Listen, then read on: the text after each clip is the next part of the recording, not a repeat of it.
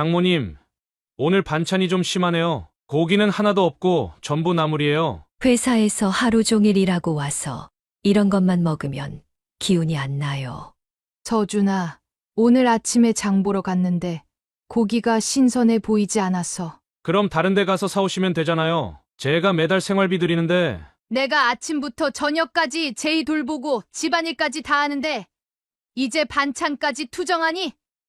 그럼 내일부터는 너희가 직접 장 봐서 요리해. 나는 제이만 돌볼게. 엄마, 왜 그렇게 예민하게 구는 거야? 서준이가 그냥 하는 말인데. 예민한 게 아니라 합당한 거야. 내가 노예야. 종일 애 보고 청소하고 빨래하고 요리하고. 그런데도 불평만 들으니 기운이 빠지는구나. 사연을 듣고 난 후 각자의 의견을 댓글로 남겨주시기 바랍니다. 사소한 댓글이라도 사연자분에게 큰 힘이 될 수 있습니다. 각색될 수 있고 사연자분의 입장에서 구성될 수 있습니다.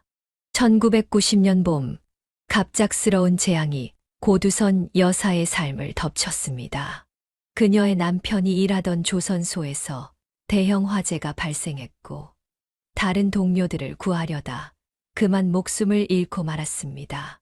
당시 큰딸 미라는 5살, 작은 딸 보라는 3살에 불과했습니다. 하늘이 무너지는 듯한 절망 속에서도 그녀는 슬픔에 빠져 있을 여유조차 없었습니다. 2 어린 딸들을 먹이고 입혀야 했기 때문입니다.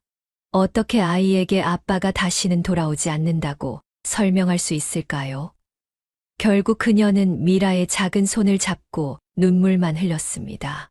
장례식을 치르고 나서야 현실이 실감났습니다. 남편이 남긴 보험금으로 당장의 생활은 가능했지만 2 아이를 키우기엔 턱없이 부족했습니다. 고두선 여사는 잠시도 지체할 수 없었습니다. 그녀가 할 수 있는 일을 찾아 발버둥 쳤고 마침내 부산 해운대 일대의 대형 오피스텔과 상가 건물 청소부로 취직했습니다. 매일 새벽 5시에 일어나 아이들 아침을 준비하고 이웃집 할머니께 아이들을 맡긴 뒤 출근했습니다. 오전 7시부터 오후 3시까지 빌딩 구석구석을 닦고 쓸며 하루를 보내고 아이들이 학교에서 돌아오기 전에 집으로 달려갔습니다. 그녀의 하루는 분 단위로 쪼개어 사용해야 했습니다. 두선 씨, 여기 화장실 바닥 다시 한번 볼래요? 아직도 찌든 때가 남아있네. 건물 관리인의 지시에 그녀는 묵묵히 다시 무릎을 꿇고 바닥을 닦았습니다. 손은 세제와 물에 불어 거칠어졌고 허리는 항상 아팠지만 그런 통증은 참을 수 있었습니다. 참을 수 없는 것은 사람들의 무시하는 시선이었습니다. 저기 청소하는 아줌마, 과불에 애들 둘 키우느라 고생한대. 저런, 불쌍해라. 남자 없이 애들 키우려면 얼마나 힘들겠어. 귓가에 들리는 수군거림에 그녀는 고개를 더 숙였습니다. 동정이든 멸시든 남의 시선은 그녀를 더 아프게 했습니다. 하지만 그녀는 자존심을 지키기 위해 누구에게도 도움을 청하지 않았습니다. 혼자서도 아이들을 잘 키울 수 있다는 것을 증명하고 싶었습니다. 저녁이면 그녀는 종종 이웃의 빨래를 대신 해주거나 문방구에서 아르바이트를 하며 추가 수입을 올렸습니다. 밤 10시가 넘어서야 집에 돌아오면 아이들은 대부분 잠들어 있었습니다. 그녀는 조용히 아이들의 얼굴을 쓰다듬으며 하루의 피로를 달랬습니다. 우리 미라, 보라, 엄마가 너무 바빠서 미안해. 하지만 곧 더 나아질 거야. 그녀는 아이들의 이불을 덮어주며 속삭였습니다. 때론 너무 지쳐 눈물이 날 때도 있었지만 그녀는 결코 포기하지 않았습니다. 봄, 여름, 가을, 겨울이 반복되는 동안 그녀는 쉼 없이 달렸습니다. 아이들이 학교에 들어가고 조금씩 자라나는 모습을 보는 것이 그녀의 유일한 기쁨이었습니다. 엄마, 오늘 선생님이 가족 그림 그리래. 나 아빠 얼굴이 잘 생각 안 나. 작은 딸 보라의 말에 그녀는 남편의 사진을 꺼내 보여주며 위로했습니다. 아빠는 하늘나라에서 우리 보라 지켜보고 있어. 그림 잘 그려서 아빠한테 보여드리자. 고두선 여사는 자신의 슬픔보다 아이들의 상처를 어루만지는 데 더 많은 에너지를 쏟았습니다. 그녀는 남편 없이도 두 딸이 씩씩하게 자라길 바랐습니다. 그리고 그 힘든 시간 속에서도 그녀는 조금씩 자신만의 단단함을 키워가고 있었습니다. 세월이 흐르며 두 자매는 마치 물과 기름처럼 완전히 다른 성향을 보이기 시작했습니다. 미라는 초등학교에 입학하면서부터 그녀의 고집불통 성격이 더욱 두드러졌습니다. 친구들 사이에서도 자기 의견만 강하게 주장하다 자주 다투었고, 집에서는 자신의 요구가 즉시 들어맞지 않으면 방바닥에 드러누워 발버둥치며 울음소리를 온 집안에 울려 퍼지게 했습니다. 10살 배기 미라가 학용품 하나 때문에 거실을 뒤집어 놓자 고두선 여사는 더 이상 참을 수 없었습니다. 그녀는 단호하게 미라의 팔을 잡아 방으로 들어가게 했습니다. 미라야, 이렇게 떼쓰면 절대 안 돼. 엄마가 못 사준다는 게 아니라 지금 당장은 어렵다는 거야. 다음 주에 월급 받으면 사줄게. 다른 애들은 다 갖고 있는데 나만 없으면 내가 얼마나 창피한데. 엄마는 내 마음도 몰라주고. 세상의 모든 게 내 마음대로 되진 않아. 참고 기다릴 줄도 알아야 어른이 되는 거야. 고두선 여사는 단호한 태도로 미라를 훈육했지만 밤중에 혼자 일기를 쓸 때면 자신의 방식이 맞는지 의문이 들기도 했습니다. 내가 너무 엄하게 대하나 아이들에게 충분한 사랑을 주지 못하고 있는 건 아닐까. 그럴 때마다 그녀는 남편의 사진을 보며 마음의 위안을 구했습니다. 중학교에 진학한 미라는 더욱 예민해졌습니다. 특히 엄마의 직업에 대해 극도로 민감하게 반응했습니다. 어느 날 학교 친구들이 집 앞까지 놀러 왔다가 청소 도구를 들고 들어오는 고두선 여사를 목격한 후로 미라의 태도는 더욱 냉담해졌습니다. 엄마! 다시는 내 친구들 앞에 그런 모습으로 나타나지 마! 걔네들이 이제 날 어떻게 볼지 알아? 미라야, 내 직업이 뭐가 부끄러운 일이니? 이렇게라도 일해서 우리 식구 먹여 살리는데. 다른 애들 엄마들은 회사원이나 선생님인데 우리 엄마는 청소부 하니까 내가 어떻게 학교를 다니겠어? 앞으로 학교 오지 마, 절대로! 미라의 날카로운 말에 고두선 여사의 심장은 찢어지는 듯 했습니다. 그날 밤 그녀는 화장실에 숨어 소리 없이 흐느꼈습니다. 어린 딸에게 상처받는 일이 이토록 고통스러울 줄 몰랐습니다. 남편의 흑백 사진을 품에 안고 그녀는 밤새 잠을 이루지 못했습니다. 반면 작은 딸 보라는 마치 다른 세계에서 온 아이처럼 차분하고 이해심이 깊었습니다. 소리 지르며 떼쓰는 언니와 달리 보라는 항상 조용히 자신의 마음을 표현했습니다. 언니, 내 색연필도 가져갔어. 그거 숙제해야 하는데. 시끄러워! 내가 쓸 거니까 나중에 줄게. 그래, 다 쓰면 알려줘. 근데 내일까지 꼭 돌려줘. 응? 미라가 심술을 부려도 보라는 언제나 차분하게 대응했습니다. 고두선 여사가 두 딸 사이에 끼어들어 언니를 혼내려 할 때면 보라가 먼저 말렸습니다. 괜찮아요. 엄마, 언니도 숙제하느라 급한가 봐요. 제가 기다릴게요. 우리 보라, 너무 착하다만 그래도 내 물건인데 함부로 가져가게 하면 안 돼. 언니도 돌려줄 거예요. 걱정하지 마세요. 초등학교 4학년 때였습니다. 담임 선생님이 내가 가장 존경하는 사람에 대한 글짓기 숙제를 냈습니다. 보라는 망설임 없이 엄마에 대한 글을 썼습니다. 선생님은 그 글이 너무 감동적이어서 학급 게시판에 붙여놓았고 나중에 교내 글짓기 대회에도 나가 상을 받았습니다. 우리 엄마는 슈퍼히어로예요. 어떤 슈퍼맨보다도 더 강하고 어떤 원더우먼보다도 더 용감해요. 아빠가 하늘나라로 가신 후 엄마 혼자서 우리 형제를 키우느라 매일 새벽부터 밤늦게까지 일하시지만 집에 오시면 항상 웃으면서 우리를 안아주세요. 비가 오나 눈이 오나 한 번도 쉬지 않고 일하시는 엄마를 보면 세상에서 가장 대단한 분이라고 생각해요. 커서 저도 엄마처럼 강하고 따뜻한 사람이 될 거예요. 보라가 학교에서 돌아와 상장과 함께 그 글을 보여주었을 때 고두선 여사는 주체할 수 없는 눈물을 흘렸습니다. 모든 고단함과 서러움이 한순간에 녹아내리는 순간이었습니다. 우리 보라 이렇게 예쁜 마음을 어디서 배운 거니? 엄마한테요. 엄마가 항상 힘들어도 웃으면서 일하는 거 봤어요. 그녀는 보라를 꼭 안아주었습니다. 아이의 작은 어깨가 그녀의 눈물로 젖었습니다. 주말이면 보라는 집안일을 돕겠다며 쫓아다녔습니다. 빗자루보다 키가 작은 아이가 바닥을 쓸고 설거지를 하려고 발판을 가져다 놓는 모습이 안쓰러웠지만 그 마음만은 너무 고마웠습니다. 남편의 기일이 되면 쌀을 씻고 과일을 씻어 정성껏 차리는 것도 도왔습니다. 아빠, 저 보라예요. 엄마랑 언니랑 잘 지내요. 엄마가 너무 힘들어하실 때는 제가 안아드려요.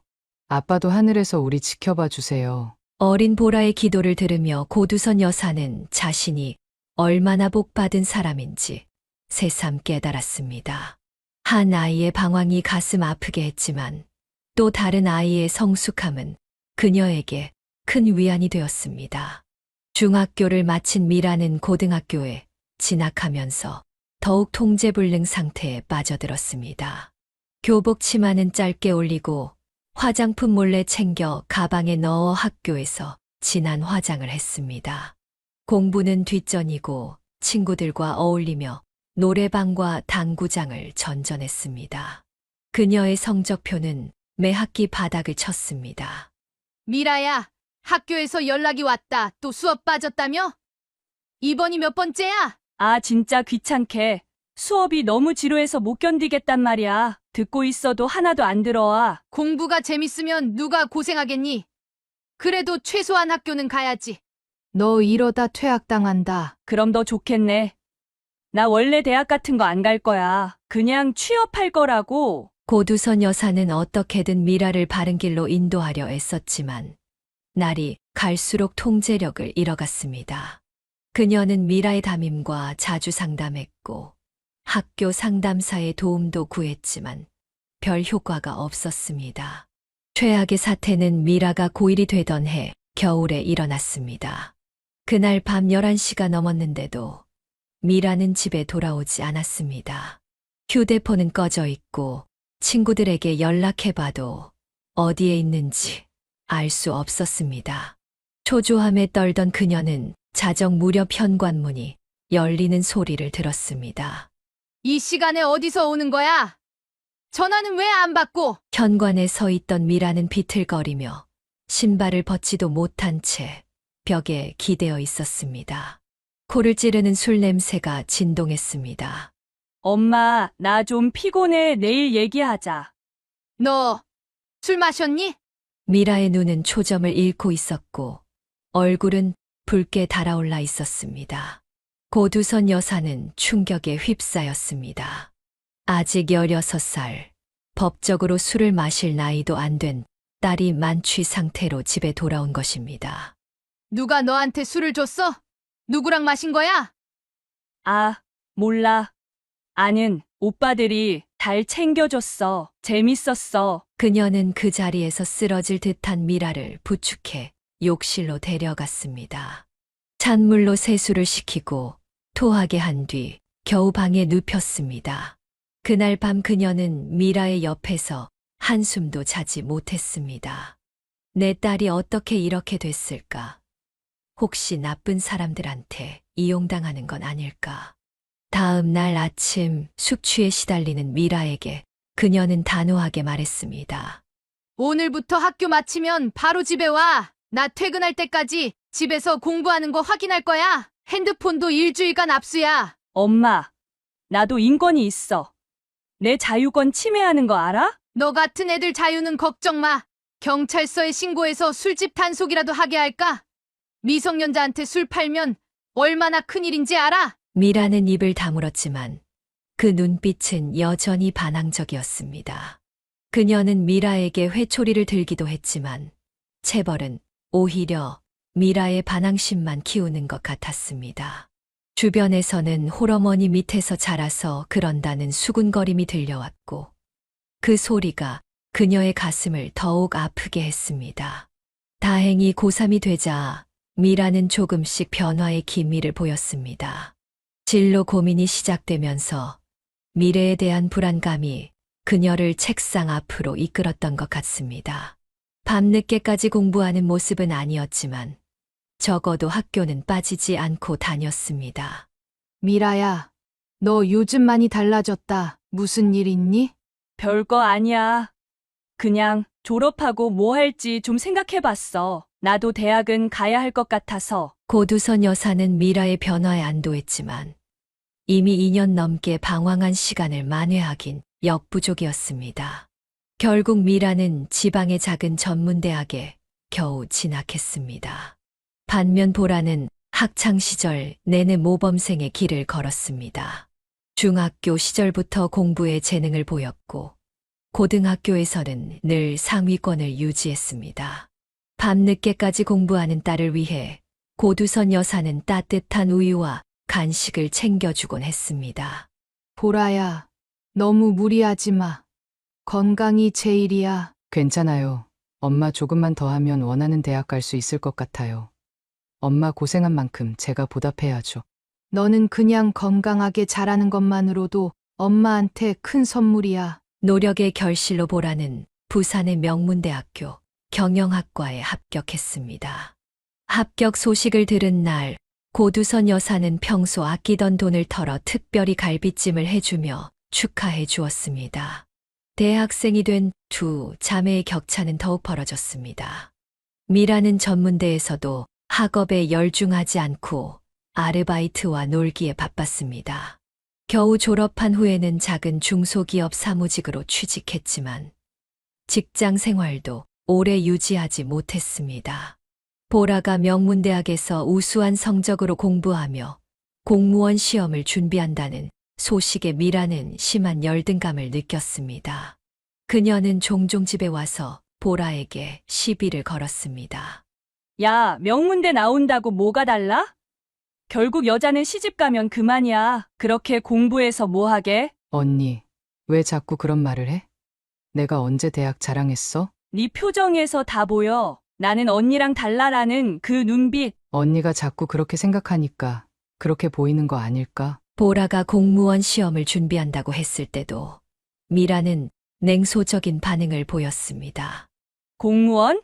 요즘 경쟁률이 얼마나 높은데 너같이 사회 경험도 없는 애가 붙을 리가 없어. 차라리 취직해서 경력 쌓는 게 낫지. 언니, 나 나름대로 계획이 있어. 제발 부정적인 말 좀 그만해. 난 현실적인 조언을 해주는 거야. 나중에 떨어져서 상처받지 말라고. 그런데 예상을 뒤엎고 보라는 첫 시험에서 당당히 합격했습니다. 25의 나이에 안정적인 공무원이 된 것입니다. 이 소식에 미라는 겉으로는 축하한다고 했지만 내심 시샘이 심했습니다. 공무원이 뭐 대단해? 월급도 박봉이고 매일 민원인들한테 치이는 일이잖아. 난 그런 거 못해. 미라의 계속되는 비난에 평소 참기만 하던 보라가 마침내 폭발했습니다. 언니, 이제 그만해. 내가 뭘 어쨌길래 자꾸 이렇게 공격해. 내가 열심히 산 건데. 그걸 인정 못 해주는 언니가 이상해. 뭐? 동생이 언니한테 대들어? 언니, 나 더 이상 어린애 아니야. 언니라고 참아주는 거지. 이러면 나도 가만히 있을 수 없어. 이 사건 이후 미라는 보라에게 함부로 대하지 못하게 되었습니다.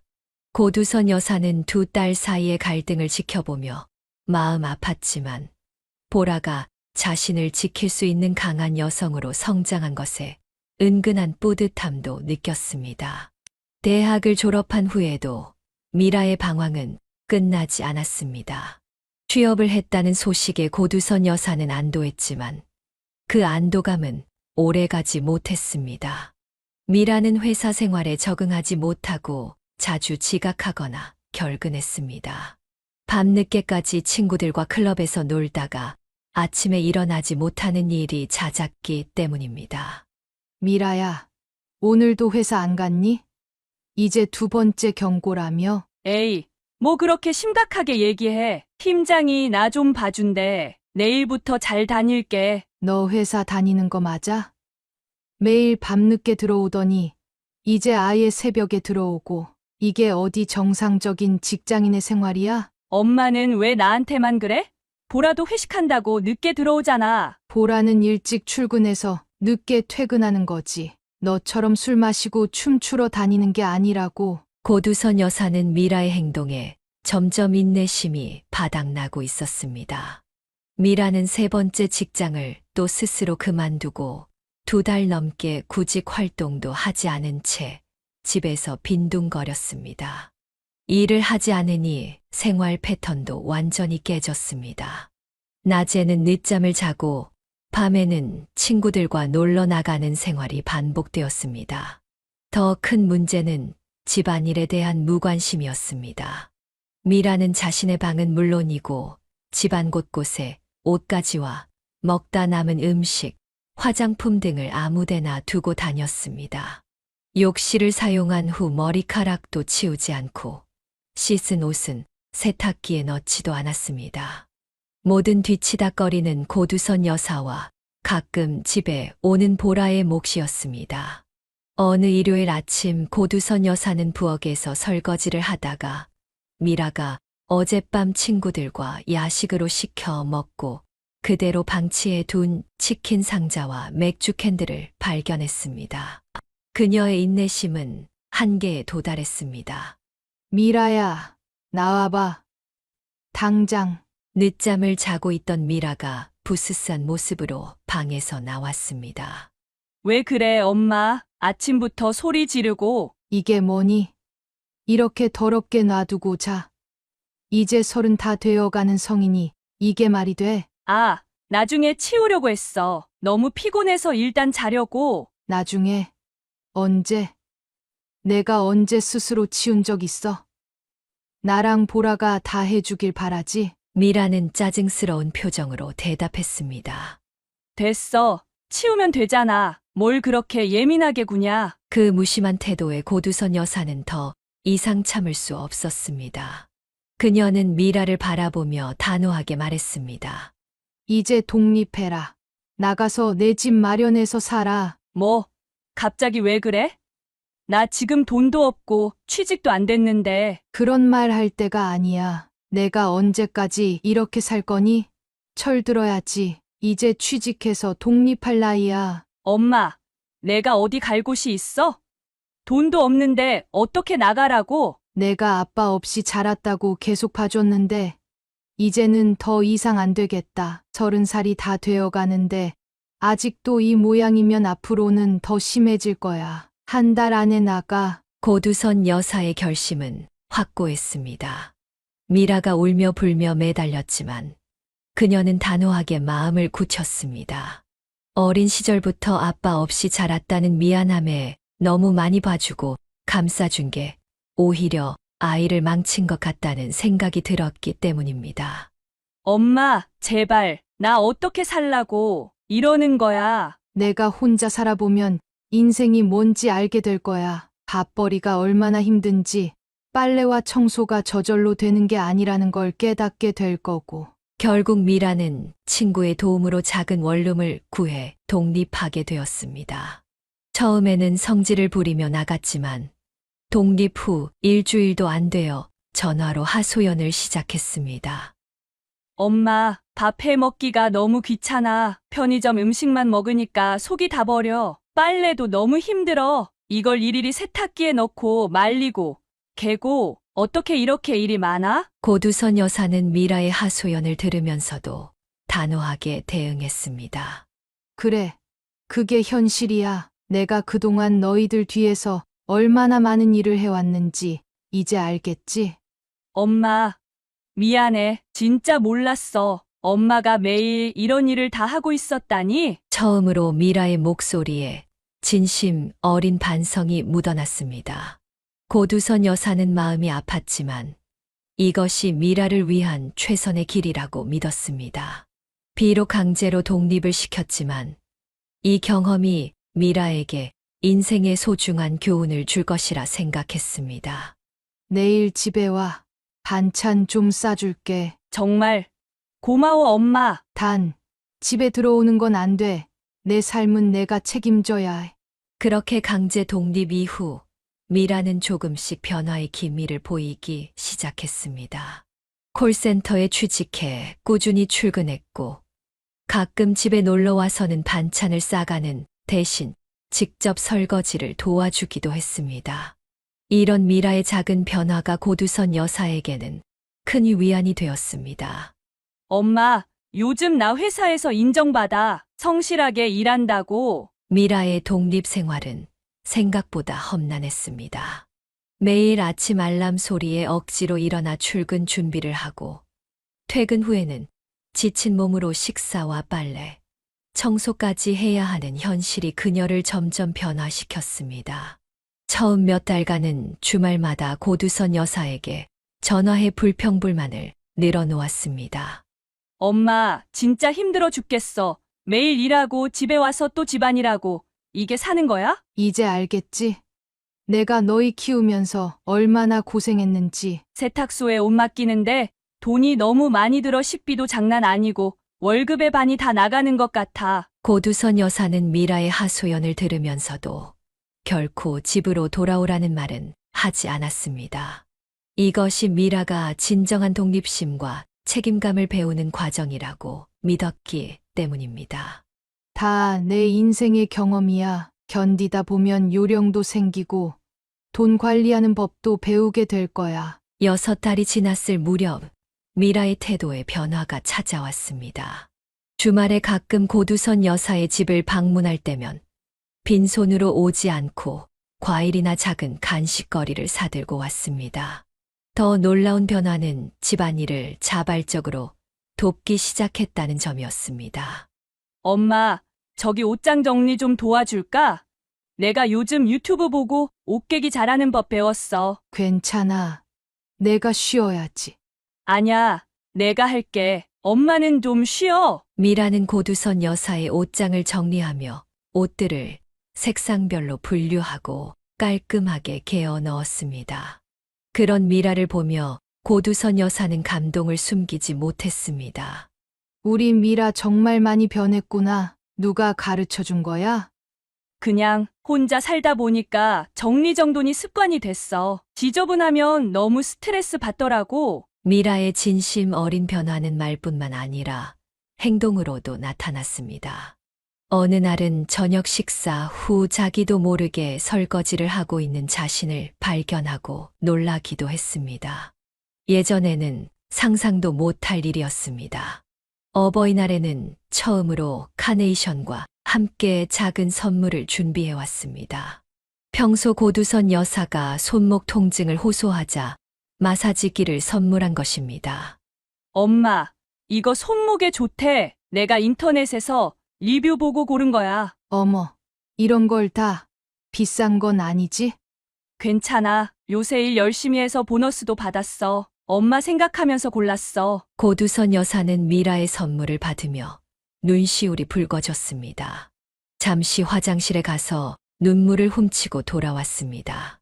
오랜 시간 기다린 딸의 성장이 이제야 결실을 맺는 것 같았습니다. 엄마, 사실 솔직히 말할게. 처음에 독립했을 때는 엄마가 너무 미웠어. 왜 나만 내쫓냐고 생각했거든. 근데 이제 보니까 그게 다 날 위한 거였더라고. 그랬니? 엄마가 나 없이 집에서 혼자 청소하고 빨래하고 요리하는 모습을 상상해 보니까 내가 얼마나 이기적이었는지 깨달았어. 미안해, 엄마. 미라가 고두선 여사의 손을 잡고 살짝 눈물을 보였습니다. 이런 진솔한 대화는 처음이었습니다. 고두선 여사는 딸의 손을 꼭 쥐며 웃어 보였습니다. 괜찮아. 엄마는 내가 잘 자라주면 그걸로 충분해. 독립한 지 1년쯤 지났을 때 미라는 콜센터에서 고객 응대 능력을 인정받아 본사 고객 상담팀으로 발탁되었습니다. 월급도 오르고 업무 환경도 좋아졌다는 소식을 들은 고두선 여사는 마음이 놓였습니다. 이즈음 고두선 여사도 변화를 맞이했습니다. 나이가 들면서 새벽부터 시작되는 청소 일이 점점 힘들어졌기 때문입니다. 매일 아침 허리와 무릎 통증으로 고생하던 그녀는 결국 23년간 해온 청소 일을 그만두기로 결심했습니다. 이제 내 나이가 어디야. 몸이 예전 같지 않아. 오랜 세월 아끼고 모아둔 돈으로 그녀는 집 근처의 작은 반찬 가게를 열었습니다.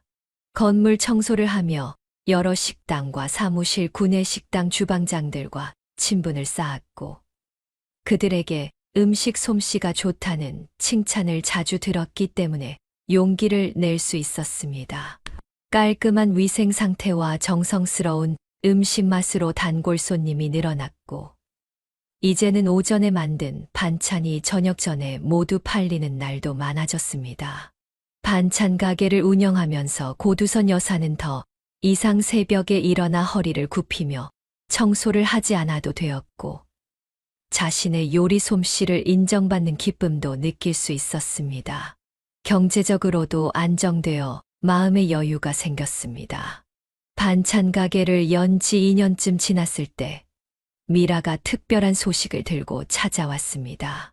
36의 나이에 직장에서 만난 남자와 결혼한다는 소식이었습니다. 엄마, 나 다음 달에 결혼해. 정식으로 인사드리러 이번 주말에 데려올게. 정말. 어머, 우리 미라가 드디어 어떤 사람이니? 나이는? 직업은? 나보다 3살 많아. 우리 회사 금융팀에서 일해. 성격 진짜 좋고 책임감 있는 사람이야. 고두선 여사는 흥분을 감추지 못했습니다. 늦게라도 제대로 된 짝을 만나 결혼한다는 소식에 안도감이 밀려왔습니다. 그동안의 걱정과 한숨이 한순간에 사라지는 기분이었습니다. 주말에 찾아온 미라의 예비 신랑은 첫인상부터 믿음직스러웠습니다. 정중하게 인사를 드리며 꽃다발과 선물을 건넸습니다. 안녕하세요. 장모님, 제가 미라 잘 챙기고 행복하게 해드리겠습니다. 앞으로 잘 부탁드립니다. 고두선 여사의 마음은 따뜻해졌습니다. 비록 우여곡절이 많았지만 이제 큰딸도 제 길을 찾아가고 있다는 생각에 가슴이 뿌듯했습니다. 미라의 약혼자는 은행에서 개인대출 심사를 담당하는 과장이었습니다. 첫 만남부터 고두선 여사에게 깊은 인상을 남겼습니다. 정갈한 차림새와 예의 바른 태도, 그리고 무엇보다 미라를 바라보는 따뜻한 눈빛이 마음에 들었습니다. 장모님, 이건 제가 고향에서 가져온 한과 세트예요. 어머니께서 직접 골라주셨어요. 어머, 이런 걸 다. 고마워요. 앞으로 미라 잘 챙기고 행복하게 해드릴게요. 장모님께서도 저희 많이 아껴주세요. 상견례는 서준의 부모님이 사는 경기도 용인에서 진행되었습니다. 고두선 여사는 긴장된 마음으로 보라와 함께 사돈댁을 방문했습니다. 박가사돈은 중소기업 공장장으로 일하는 분이었고 안사돈은 그의 두 번째 부인이었습니다. 안녕하세요. 처음 뵙겠습니다. 고두선이라고 합니다. 네, 저희도 반갑습니다. 서준이가 미라 양에 대해 많이 얘기해 줬어요. 표면적으로는 화기애애한 분위기였지만 식사 시간 내내 고두선 여사는 미묘한 불편함을 느꼈습니다. 박가사돈 부부는 서준보다 그의 여동생 서연에게 더 많은 관심을 보였습니다. 대화 주제도 주로 서연의 업적과 성과에 집중되어 있었습니다. 우리 서연이가 이번에 대기업 입사 시험에 합격했다니까요. 사촌 중에서도 제일 먼저 대기업 간 거예요. 서연아, 엄마가 특별히 내가 좋아하는 갈비찜 해놨어. 많이 먹어. 그에 비해 서준에 대한 언급은 거의 없었습니다. 오히려 서준이 무슨 말을 하면 박가사돈이 무심하게 끊어버리는 경우도 있었습니다. 고두선 여사는 그 모습이 마음에 걸렸지만 첫 만남에서 너무 깊이 들어가는 것은 예의가 아니라고 생각해 말을 아꼈습니다. 집으로 돌아오는 길에 미라에게 조심스럽게 물었습니다. 서준 씨 부모님이 좀 특이하시네. 서준 씨보다 여동생을 더 챙기시는 것 같던데. 엄마도 눈치챘구나. 사실 서준 오빠 아버님이 재혼하신 후에 새엄마가 친딸인 서연이만 특별히 예뻐했대. 그래서 오빠가 좀 서운했다고 해. 그랬구나. 친엄마가 일찍 돌아가셨다면서? 응. 오빠가 중학교 2학년 때 암으로 돌아가셨대. 그 후에 아버님이 1년 만에 지금 어머님이랑 재혼하셨고, 학대받거나 그런 건 아니었지? 그건 아니야. 학비도 다 대주고 필요한 건 다 해줬대. 근데 정서적으로 외로웠다고 해. 특히 여동생이 태어난 후로는 더. 고두선 여사는 안타까운 마음이 들었습니다. 그녀 자신이 두 딸을 홀로 키우며 얼마나 어려웠는지 알기에 어머니 없이 자란 서준의 마음이 어떠했을지 충분히 짐작할 수 있었습니다. 우리 서준이 마음고생 좀 했겠구나. 그래서 나랑 미라한테 더 가족같이 대하고 싶어 하는 것 같아. 서준은 그 후로도 자주 찾아와 고두선 여사를 공경했습니다. 명절 때는 항상 먼저 인사를 오고 소소한 생활용품이나 건강식품을 사들고 왔습니다. 심지어 고두선 여사의 반찬 가게, 일손이 부족할 때는 주말에 와서 배달도 도와주었습니다. 서준아, 이렇게까지 안 해도 돼. 너도 바쁠 텐데. 괜찮아요, 장모님. 제가 장모님 반찬 먹으면서 힘내서 일하는데 이 정도는 도와드려야죠. 결혼식이 다가오면서 고두선 여사는 오랫동안 모아둔 결혼 자금을 내놓기로 결심했습니다. 오래전부터 그녀는 두 딸에게 똑같이 5천만 원씩 결혼 자금으로 주려고 꾸준히 적금을 부어왔습니다. 미라야, 서준아. 엄마가 너희 결혼 자금으로 5천만 원을 주려고 해. 엄마, 정말 그렇게 큰 돈을. 장모님, 너무 감사합니다. 저희가 어떻게 보답해야 할지. 이건 엄마가 너희 두 딸 낳은 날부터 모아온 거야. 너희 언니는 5천. 보라도 나중에 결혼하면 5천 줄 거고. 미라는 눈물을 글썽이며 어머니를 안았습니다. 어린 시절부터 말썽을 피우고 속을 썩였던 자신에게까지 이렇게 큰 사랑을 베푸는 어머니의 마음에 그녀는 깊은 감동을 받았습니다. 엄마, 정말 고마워. 내가 이런 딸인데도. 뭘 이런 딸이야. 너도 이제 잘 살아갈 거잖아. 엄마는 그것만으로도 행복해. 장모님 덕분에 정말 좋은 집을 구했어요. 저희 능력만으로는 이런 곳은 꿈도 못 꿨을 거예요. 그래. 첫 시작이 중요한 거야. 앞으로 열심히 살면서 더 좋은 집으로 옮기면 되는 거지. 네. 제가 열심히 일해서 꼭 좋은 집으로 미라 모시고 살게요. 장모님도 자주 놀러 오세요. 결혼식은 소박하지만 따뜻한 분위기 속에서 진행되었습니다. 그동안 미라와 사이가 소원했던 친구들까지 축하해 주러 와서 더욱 의미 있는 자리가 되었습니다. 식장에서 고두선 여사는 사위의 부모님과 다시 만났습니다. 여전히 바깥사돈 부부는 서준보다는 서연에게 더 관심을 보였고 서준의 결혼에 그다지 큰 의미를 두지 않는 듯 했습니다. 그런 모습을 본 고두선 여사는 마음속으로 다짐했습니다. 서준이가 우리 가족이 되었으니 내가 친아들처럼 챙겨줘야겠구나. 저 사람들이 못 채워준 사랑을 내가 조금이라도 채워줘야지. 결혼식이 끝난 후 신혼여행을 떠난 두 사람을 배웅하며 고두선 여사는 가슴이 뭉클했습니다. 오랜 세월 고생 끝에 이제 큰딸도 제 짝을 만나 새 출발을 하는 모습이 너무나 감격스러웠습니다. 보라야, 내 언니 정말 예쁘지 않니? 이제 좋은 사람 만나서 행복하게 살 거야. 네. 엄마 서준 오빠 정말 좋은 사람 같아요. 언니 잘 챙겨줄 것 같아요. 그래. 엄마도 그렇게 생각해. 이제 내 차례만 남았네. 어머, 엄마. 저 아직 일에 집중하고 싶은데요. 그렇게 고두선 여사 가족에 새로운 식구가 추가되었습니다. 처음으로 맞이하는 남자 식구였지만 고두선 여사는 서준을 금세 자신의 가족처럼 편안하게 대해 주었습니다. 아버지 없이 자란 두 딸에게 남자의 존재가 얼마나 중요한지 알았기에 고두선 여사는 서준이 좋은 사위이자 보라에게는 좋은 형이 되어주길 바랐습니다. 결혼 생활 1년이 같이 났을 무렵 미라로부터 기쁜 소식이 전해졌습니다. 평소와 달리 긴장한 목소리로 전화를 걸어온 미라는 말을 더듬었습니다. 엄마, 나 그게 임신했어 2달 됐대. 전화기 너머로 들리는 소식에 고두선 여사의 가슴은 벅차올랐습니다. 첫 손주의 소식이었습니다. 그녀는 감격의 목소리가 떨렸습니다. 정말 우리 미라가 엄마가 된다고? 아이고, 이게 얼마나 기쁜 일이야.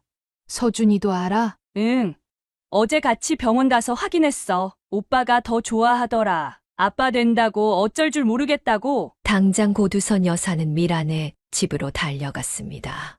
가는 길에 마트에 들러 영양제와 과일, 임산부용 간식거리까지 한아름 사들고 갔습니다. 미라와 서준은 아직 얼떨떨한 표정으로 그녀를 맞이했습니다. 장모님, 저 아빠 돼요. 아직도 실감이 안 나요. 그럼 우리 서준이가 좋은 아빠가 될 거야. 축하한다. 얘들아, 고두선 여사는 그날부터 임신한 딸을 위해 정성을 쏟기 시작했습니다. 매주 건강에 좋은 반찬을 싸들고 방문했고 출산 준비물 쇼핑도 함께 다녔습니다. 그녀는 용돈을 모아 비싼 유모차와 아기 침대, 옷가지 등을 선물했습니다.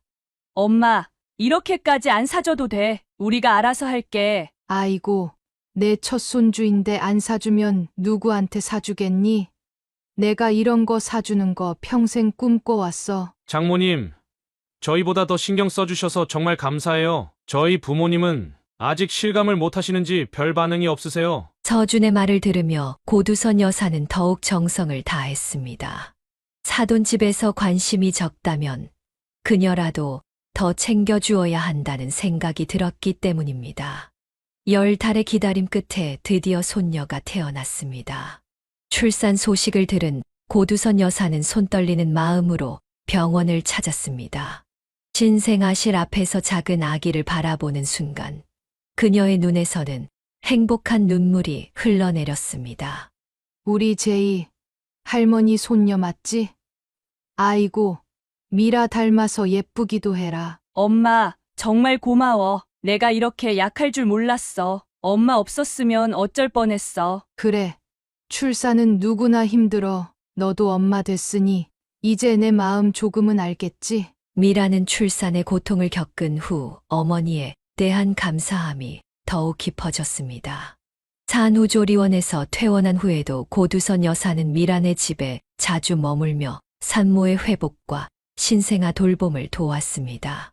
엄마, 진짜 내가 엄마한테 얼마나 못된 짓을 했는지 이제야 깨달았어. 이렇게 힘든 걸 엄마 혼자서 우리 둘을 키웠다니? 괜찮아. 그게 다 엄마의 역할이야. 이제 너도 제이한테 좋은 엄마가 되렴. 아기가 태어난 지 10달쯤 지났을 때 미라와 서준은 고두선 여사를 찾아와 심각한 표정으로 이야기를 꺼냈습니다.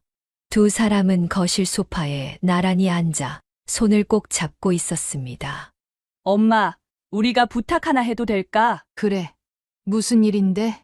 사실 우리가 외벌이로 살려니 너무 빠듯해. 내가 회사 그만둔 후로 생활비가 반으로 줄었는데 아기 용품이랑 분유값은 엄청 나가고. 서준이 미라의 말을 이어받았습니다. 장모님, 제 월급으로는 생활비, 대출 이자 내고 나면 저축할 여력이 없어요. 이러다가는 영영 전세살이만 하게 될 것 같고. 그래서 우리가 생각했는데 엄마가 제이 좀 봐주실 수 있을까? 나 다시 취직하려고. 두 사람의 간절한 눈빛에 고두선 여사는 잠시 생각에 잠겼습니다. 솔직히 이른을 바라보는 나이에 어린 아이를 돌보는 일은 체력적으로 쉽지 않았습니다.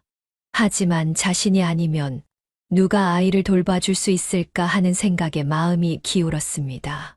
우리가 장모님께 매달 30만 원이라도 드리겠습니다. 많진 않지만. 돈은 됐다. 그런데 나도 이제 나이가 있어서 힘들 수 있어. 그래도 우리 제이 위해서라면 해볼게. 사실 고두선 여사는 최근 반찬 가게를 접은 상태였습니다. 상가 월세가 급등해 더 이상 수익을 내기 어려워졌기 때문입니다.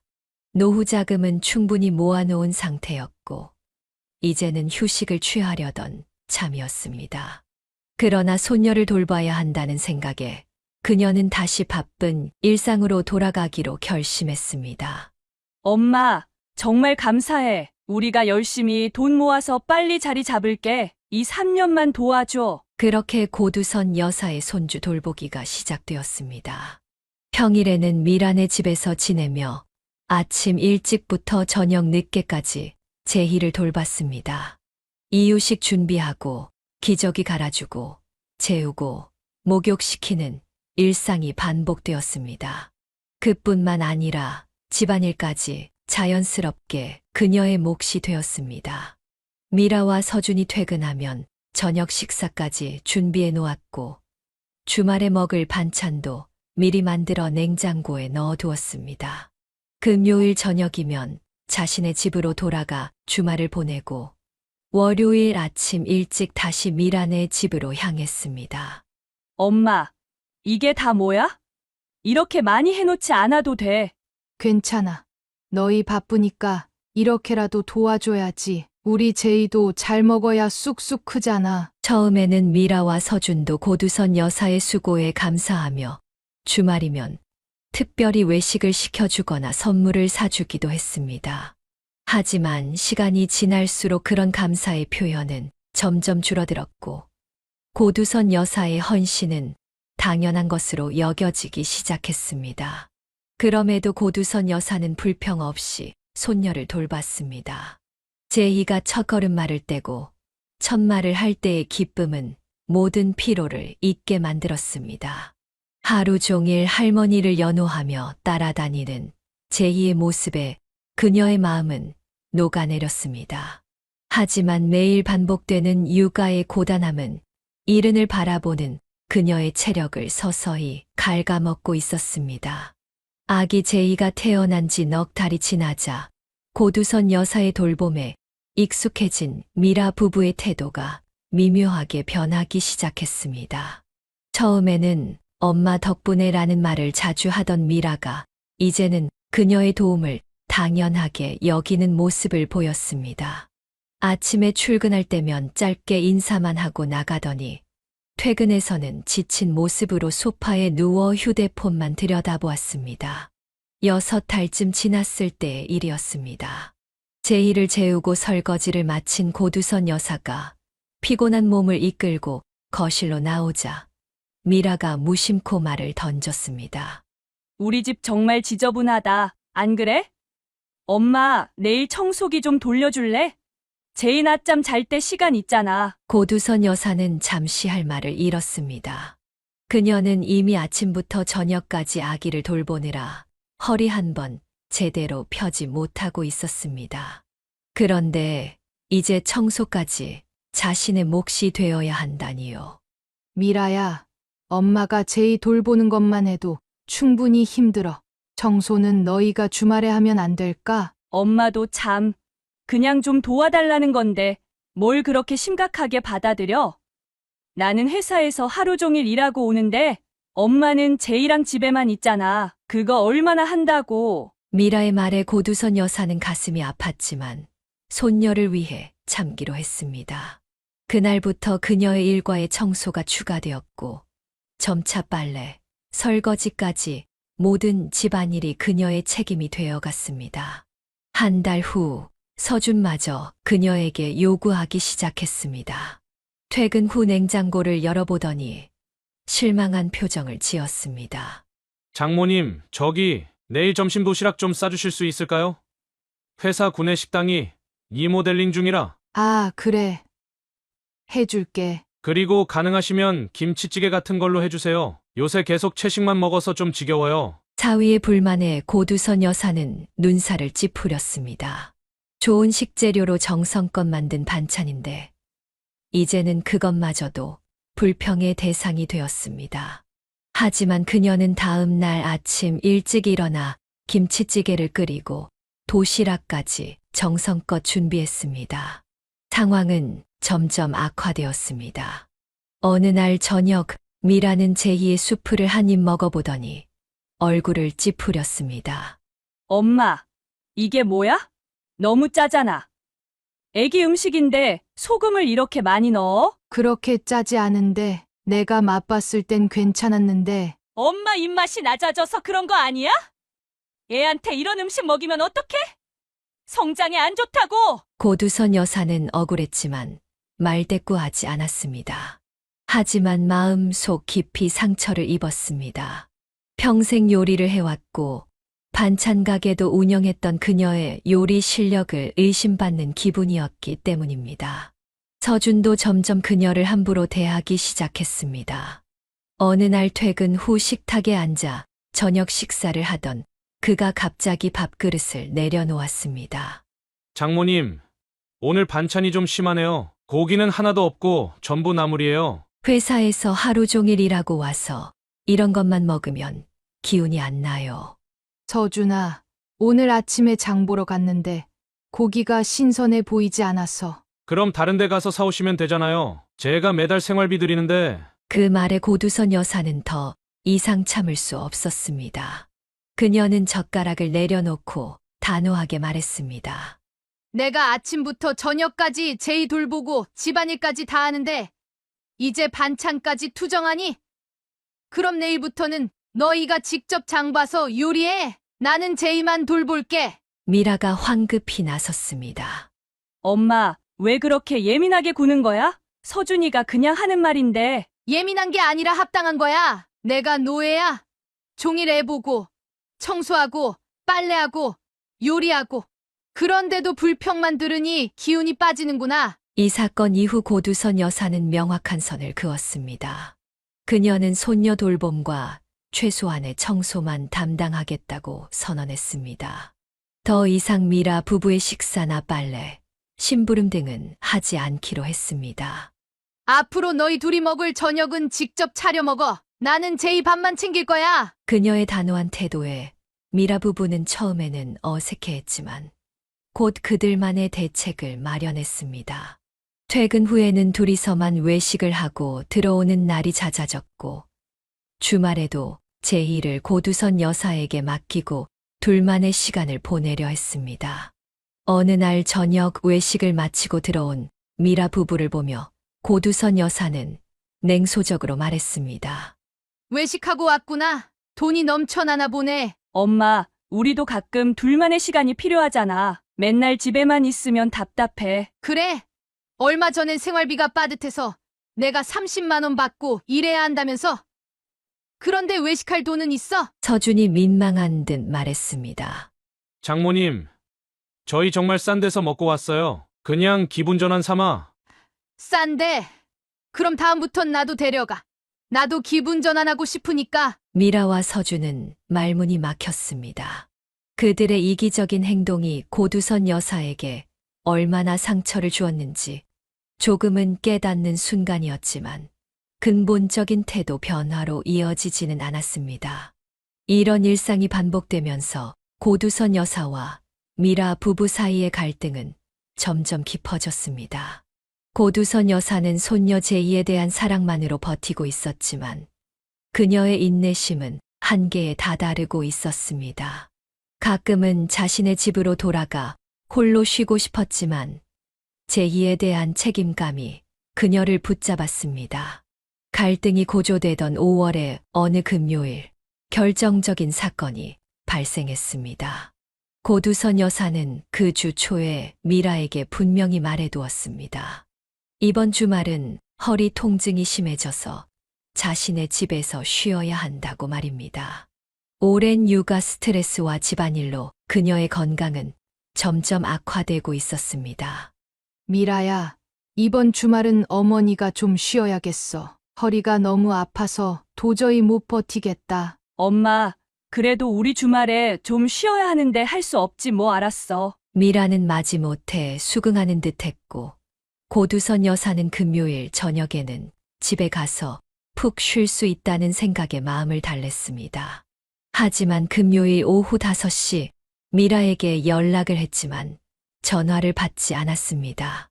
여러 번 통화를 시도한 끝에 그녀는 불안한 마음에 서준에게 전화를 걸었습니다. 서준아, 미라 좀 바꿔줄래? 전화를 안 받네. 아, 장모님, 저희가 지금 그러니까. 서준의 머뭇거리는 말투에 고두선 여사는 불길한 예감을 느꼈습니다. 너희 지금 어디야? 퇴근했지? 저희가 사실 지금 통영 가는 길이에요. 주말 여행 계획이 있어서. 뭐라고? 통영? 그녀의 목소리가 높아졌습니다.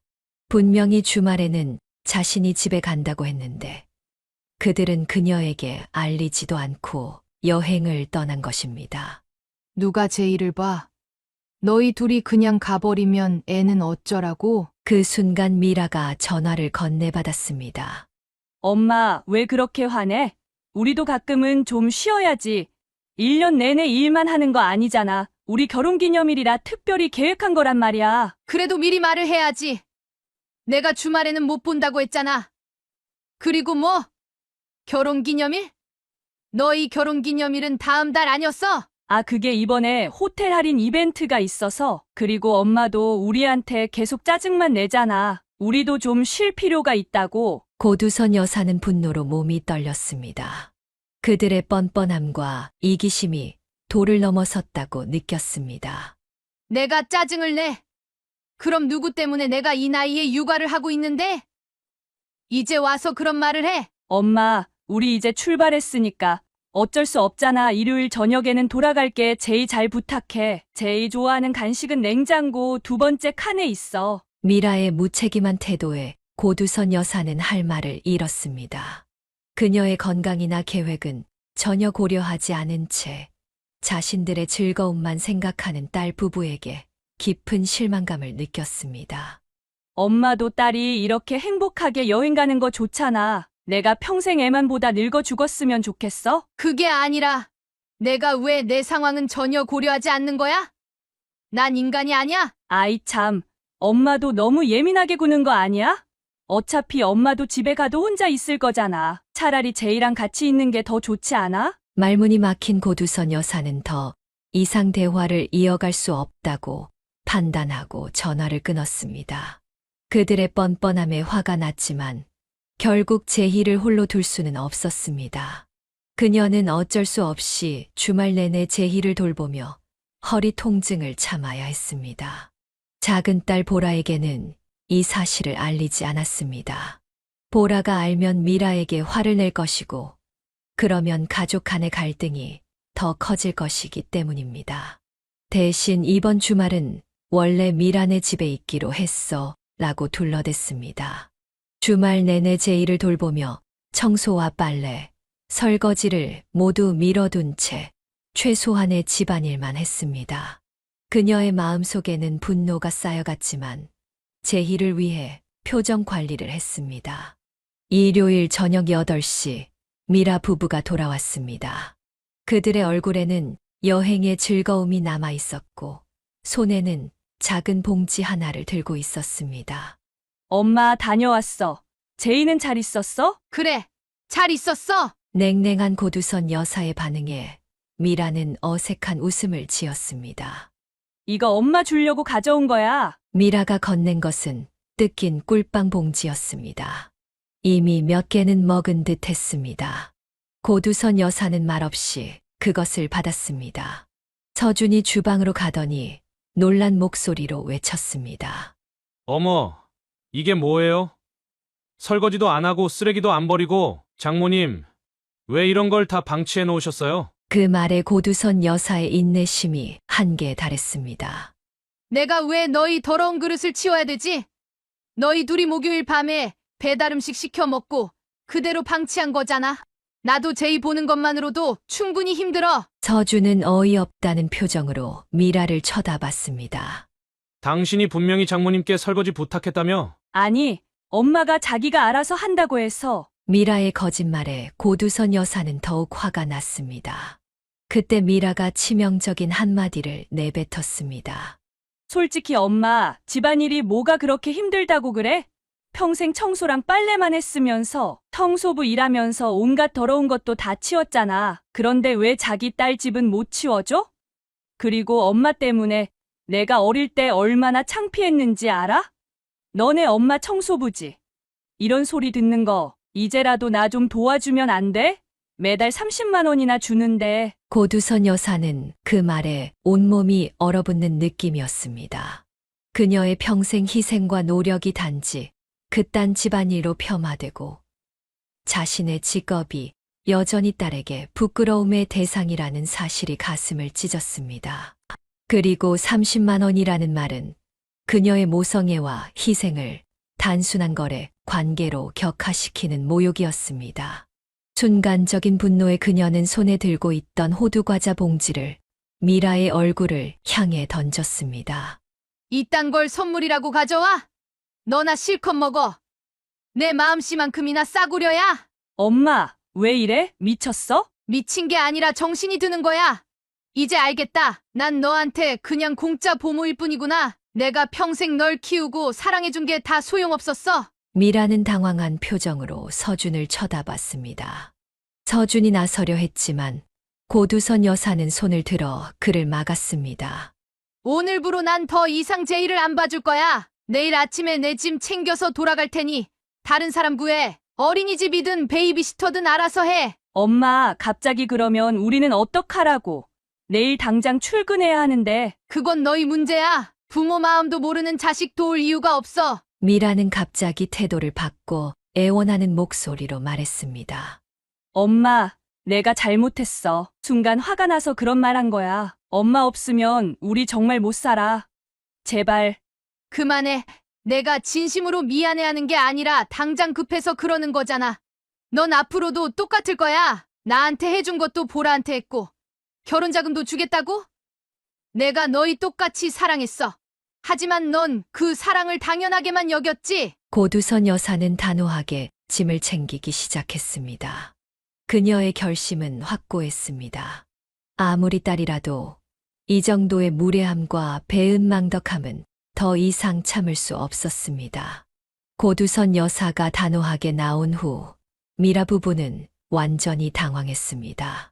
그들은 그녀가 정말로 떠날 것이라고 생각하지 않았기 때문입니다. 다음 날 아침 고두선 여사는 짐을 싸서 집을 나섰습니다. 미라는 현관에서 그녀를 붙잡으려 했지만 소용없었습니다. 엄마, 제발 우리 어떻게 해야 할지 모르겠어. 서준이 출근해야 하는데. 그건 너희 문제야. 어제도 말했잖아. 난 더 이상 너희 뒷바라지 안 해. 그럼 내가 회사에 휴가 내볼게. 일주일만 시간 줘. 우리가 다른 방법 찾을 테니까. 안 돼. 내 결정은 바뀌지 않아. 내가 이제라도 제대로 엄마 노릇해봐. 그러다 보면 내 마음도 이해할 수 있을 거야. 고두선 여사는 단호하게 미라의 집을 떠났습니다.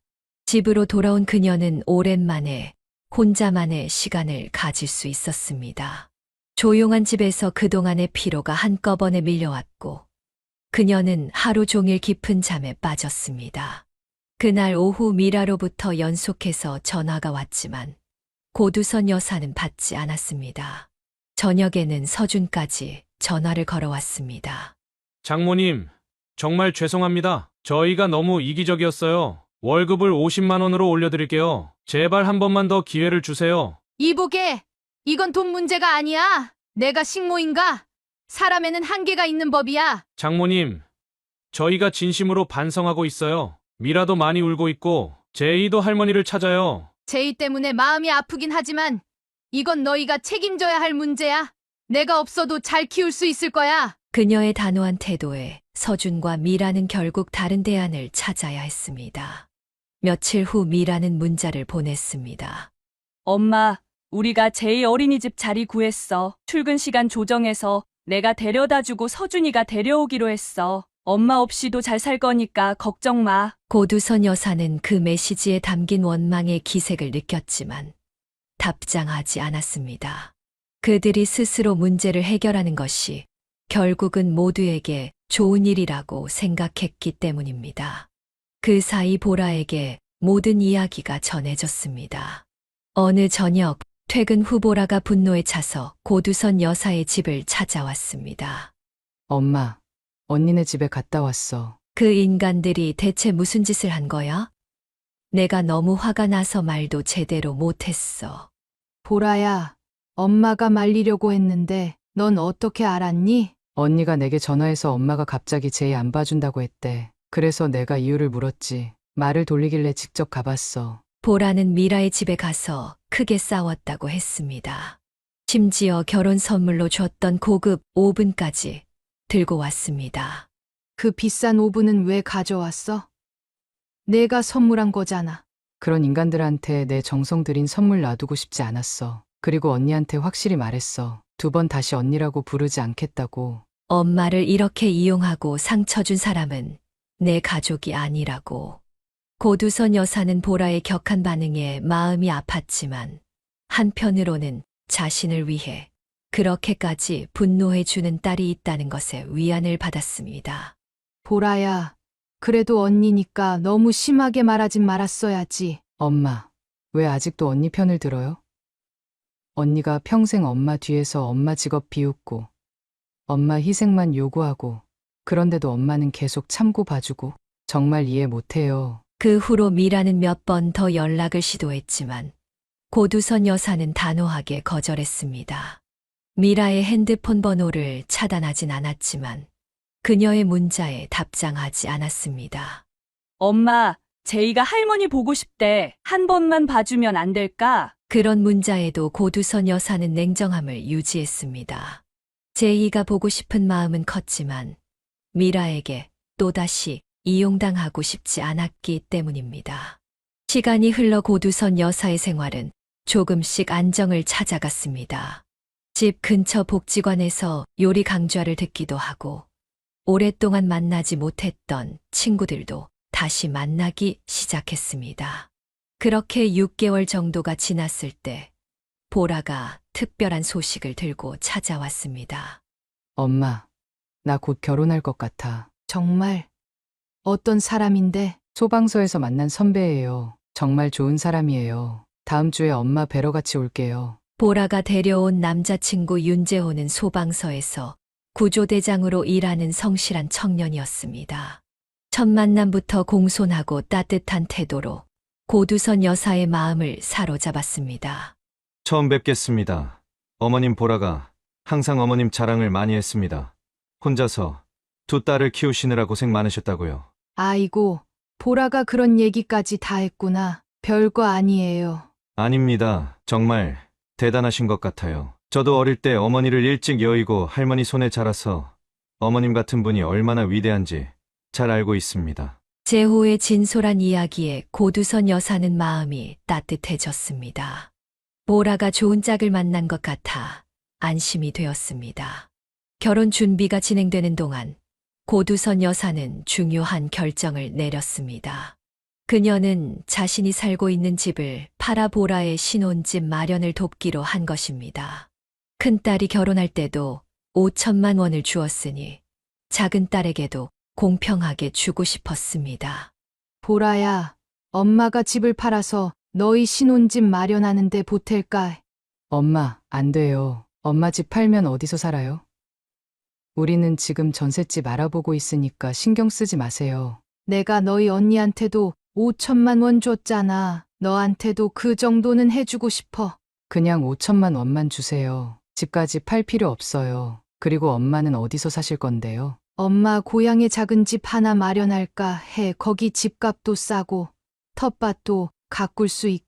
보라는 처음에는 강하게 반대했지만 고두선 여사의 결정은 확고했습니다.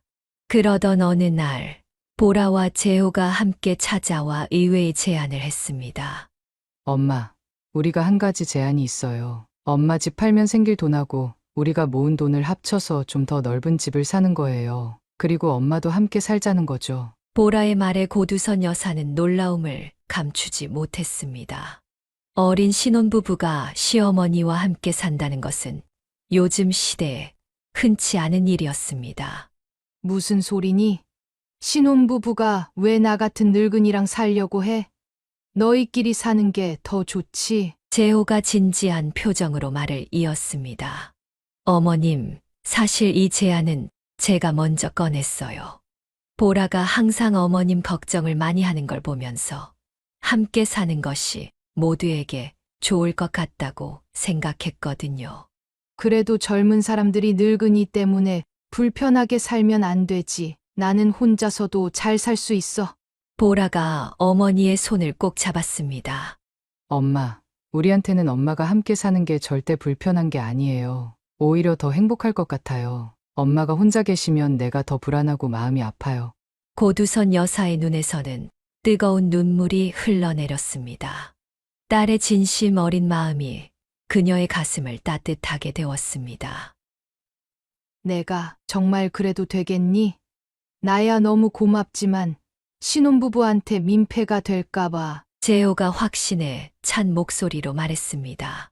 전혀 민폐 아닙니다. 오히려 어머님이 계시면 저희가 더 안정된 가정을 꾸릴 수 있을 것 같아요. 그리고 솔직히 제가 교대 근무라 보라 혼자 있는 시간이 많거든요. 어머님이 함께 계시면 서로 의지가 될 것 같아요. 이 말에 고두선 여사는 더욱 감동했습니다. 사위들 사람의 배려심과 따뜻한 마음씨가 느껴졌기 때문입니다. 보라야, 재호야, 정말 고맙다. 엄마가 오래 살아서 너희 도움이 필요할 때가 올지도 모르는데. 어머님, 저희가 어머님께 받은 은혜를 평생 갚을게요. 보라를 이렇게 훌륭하게 키워주신 것만으로도 저는 이미 큰 빚을 졌어요. 그렇게 셋이 함께 살 집을 알아보기 시작했습니다.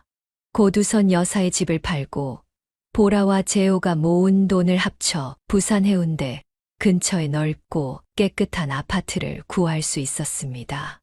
방 3개의 거실이 넓은 집으로 고두선 여사에게도 독립된 공간이 있었습니다. 이 모든 과정에서 미라에게는 아무런 소식을 전하지 않았습니다. 관계가 단절된 상태에서 굳이 알릴 필요가 없다고 생각했기 때문입니다. 보라도 언니와는 연락을 끊은 상태였습니다. 새 집으로 이사한 지 일주일 후 예상치 못한 방문객이 찾아왔습니다. 벨소리가 울리고 문을 열자 미라가 서 있었습니다. 그녀의 얼굴은 분노로 일그러져 있었습니다. 엄마, 어떻게 된 거야? 갑자기 집을 팔아? 그것도 나한테는 한마디 말도 없이? 고두선 여사는 놀랐지만 침착하게 대응했습니다. 내가 어떻게 알고 왔니?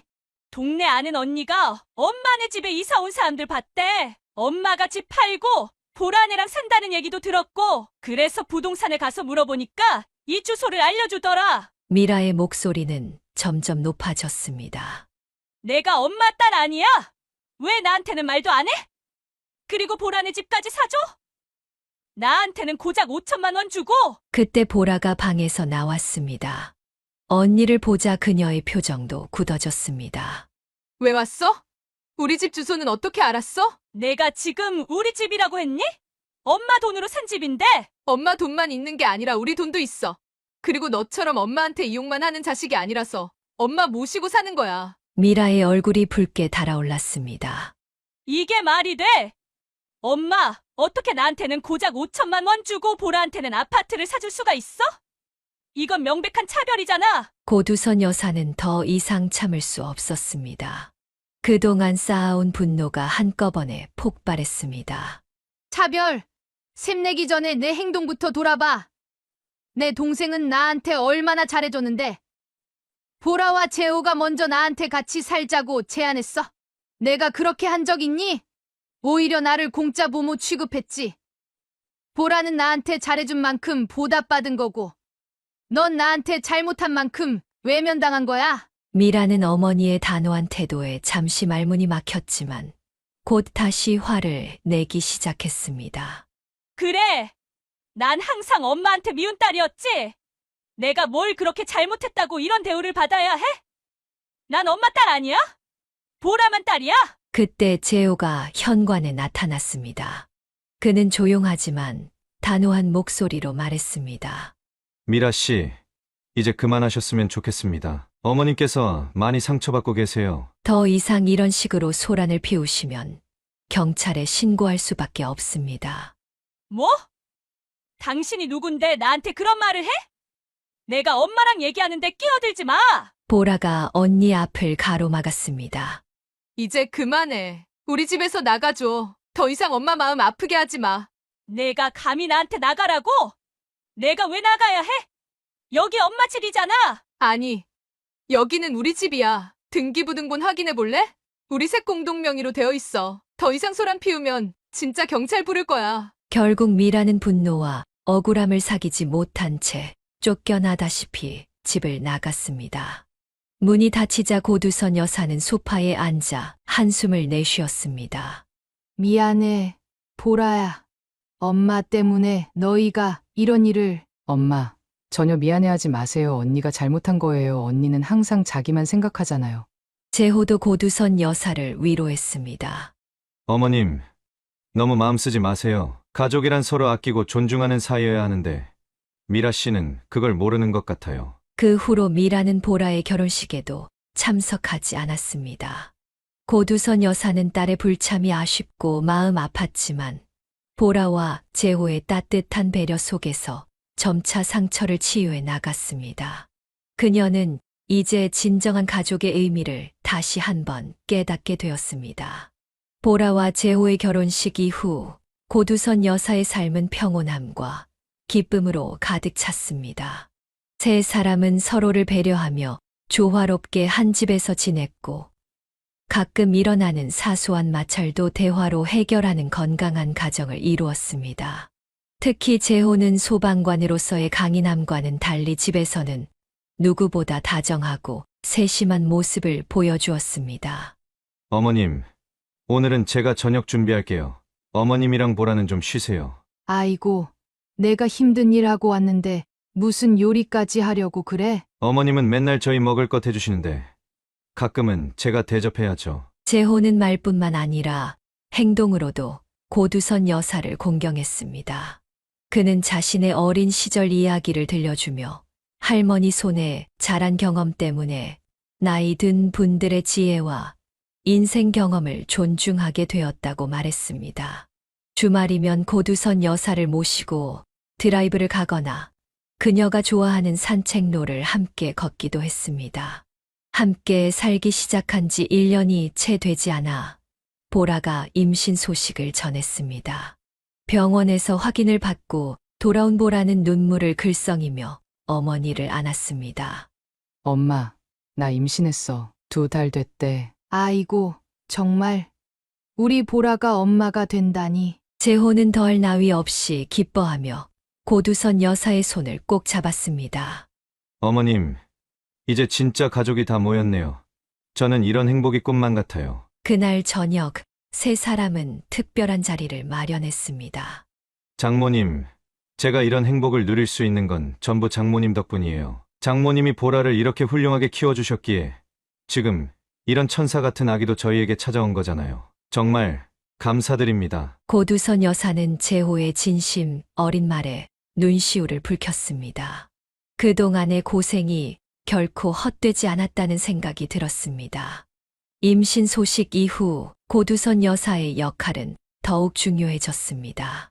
그녀는 입덧으로 고생하는 보라를 위해 특별한 음식을 준비하고 임신 중에 조심해야 할 사항들을 귀띔해 주기도 했습니다. 경험에서 우러나오는 그녀의 조언은 초보 부모가 될 보라와 재호에게 큰 도움이 되었습니다. 보라야, 입덧할 때는 생강차가 좋아. 엄마가 끓여줄게. 엄마, 내가 뭘 해도 다 토해내는데 그게 도움이 될까? 그래도 한번 마셔봐. 엄마가 너 가질 때도 이거 마시고 많이 나아졌어. 고두선 여사는 자신도 모르게 미라를 떠올렸습니다. 미라가 임신했을 때도 이렇게 정성껏 돌봐줬는데 그때는 그 마음을 알아주는 것 같았지만 결국 시간이 지나자 모든 것을 당연시 여겼던 기억이 떠올랐습니다. 미라는 지금 어떻게 지내고 있을까? 간혹 그런 생각이 들 때면 고두선 여사는 마음 한구석이 아파왔습니다. 아무리 잘못한 딸이라도 결국은 자신의 피와 살이기 때문입니다. 제희의 웃는 모습도 가끔 꿈에 나타났고 손녀의 성장 과정을 함께하지 못하는 것도 아쉬움으로 남았습니다. 하지만 그녀는 여전히 미라에게 먼저 연락할 생각은 없었습니다. 그것은 분노나 미움 때문이 아니라 진정한 교훈을 주기 위한 어머니로서의 마지막 가르침이라고 생각했기 때문입니다. 어차피 만나봐야 서운하다는 말이나 도움을 요청하는 말뿐일 것이라는 생각도 있었습니다. 엄마, 가끔 언니 생각나요? 어느 날 보라가 조심스럽게 물었습니다. 그럼 안 날 리가 있겠니? 내 언니도 내 자식인데. 한번 연락해 볼까요? 아기 태어나면 언니네도 알려주고 고두선 여사는 잠시 생각에 잠겼다가 고개를 저었습니다. 아직은 아니야. 너희 언니가 스스로 깨달음을 얻어야 해. 부모가 무조건 희생하고 자식은 받기만 하는 게 아니라는 걸, 서로 존중하고 감사해야 한다는 걸 말이야. 근데 만약 언니가 먼저 연락 온다면요? 그때 가서 생각해보자. 고두선 여사는 미라가 진정으로 자신의 잘못을 깨닫고 스스로 변화하기를 바라고 있었습니다. 그것은 미라 자신을 위해서도 필요한 과정이라고 생각했습니다. 부모라는 존재가 당연히 모든 것을 희생하고 내어주어야 하는 대상이 아니라 한 사람의 인간으로서 존중받아야 하는 존재라는 것을 미라가 깨달았으면 했습니다. 시간이 흘러 보라의 출산일이 가까워졌습니다. 고두선 여사는 이제 곧 두 번째 손주를 만난다는 생각에 설렘과 기대로 가득 찼습니다. 첫 손주 때는 육아를 직접 도맡아 하느라 정작 할머니로서의 기쁨을 충분히 누리지 못했지만 이번에는 달랐습니다. 그녀는 진정한 의미의 할머니 역할을 할 수 있었습니다. 엄마, 우리 아기 태어나면 엄마가 이름 지어주세요. 그래도 될까? 요즘 젊은 사람들은 장명소도 가고 그러던데. 저희는 엄마가 지어준 이름이 더 의미 있을 것 같아요. 엄마가 우리 가족의 중심이니까요. 고두선 여사는 보라의 배를 쓰다듬으며 미소 지었습니다. 그녀는 이제 자신의 삶이 무의미하지 않았다는 것을 깨달았습니다. 오랜 세월 힘들게 살아왔지만 지금의 행복이 그 모든 고통의 대가라고 생각하니 감사함이 밀려왔습니다. 엄마, 우리 재호 오빠가 엄마 생신에 깜짝 선물 준비한다고 뭔가 몰래 계획 중이에요. 절대 모르는 척 해주세요. 아이고, 그 바쁜 사람이 뭘 또 그런 걸 준비해. 같이 밥 한 끼 먹는 것만으로도 충분한데. 엄마가 얼마나 소중한 분인데요. 우리가 평생 갚아도 부족할 은혜예요. 그렇게 고두선 여사는 작은 딸 가족과 함께 하루하루를 소중하게 살아가고 있습니다. 과거의 상처는 아직 완전히 아물지 않았지만 현재의 행복이 그 아픔을 조금씩 치유해주고 있었습니다. 그녀는 언젠가 미라도 진정한 가족의 의미를 깨닫고 돌아오길 조용히 기다리고 있습니다. 사연을 듣고 댓글을 남겨주시기 바랍니다. 사소한 의견일지라도 사연자분에게는 큰 힘이 됩니다. 노골적인 악성 댓글은 사연자분에게 상처가 될 수 있으니 삼가주시기 바랍니다.